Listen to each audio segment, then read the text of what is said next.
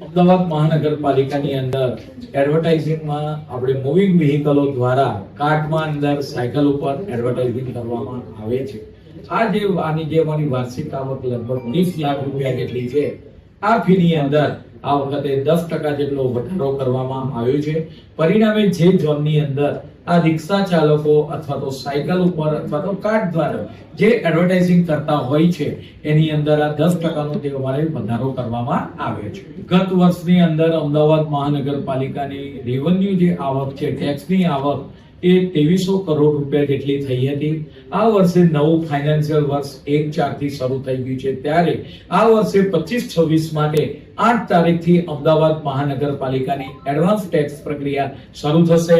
જેની અંદર વાત કરવામાં આવે તો અંદર ઓનલાઈન માધ્યમથી એડવાન્સ ટેક્સ જે પેમેન્ટ કરે એને 1% વધારાનું રિબેટ, તદુપરાંત સલંગ 2 વર્ષ 3 વર્ષ એડવાન્સ ટેક્સ ભરેલો હોય તો વધારાનું 2%, આમ ટોટલ 15% આપણે વાત કરીએ કે એડવાન્સ ટેક્સ જે લોકો ભરશે એને 15% જેટલું રિબેટ આપવામાં આવશે. ગત વર્ષે એડવાન્સ ટેક્સ ભરનાર આપણે કરદાતા છે લગભગ 750 કરોડ લોકોએ એડવાન્સ ટેક્સ જમા કરાવ્યો હતો. આ વર્ષે 8 તારીખથી નગરજનો એડવાન્સ ટેક્સ માટેનો લાભ લઈ શકશે. અમદાવાદ મહાનગરપાલિકા દ્વારા વરસાદી પાણી જમીનની ઉતરે માટે સતત પ્રયત્નો થઈ રહ્યા છે. અમદાવાદ મહાનગરપાલિકા દ્વારા કોર્પોરેશનના બિલ્ડિંગની અંદર 400 કરતા વધારે જગ્યાએ 30 જૂન પહેલા આ પર્કોલેટિંગ વેલ કોર્પોરેશનની પ્રોપર્ટીના બિલ્ડિંગોમાં તૈયાર થઈ જશે.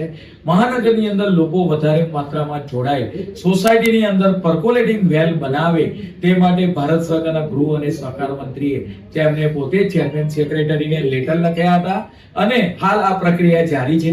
આ પ્રક્રિયાને વધારે વેગ આપવા માટે અમારા ઇજનેર ખાતાના એન્જિનિયરો, એ કક્ષાના અધિકારીઓ, કોર્પોરેટરો, ધારાસભ્યશ્રીઓ આની અંદર પ્રયત્ન કરી રહ્યા છે.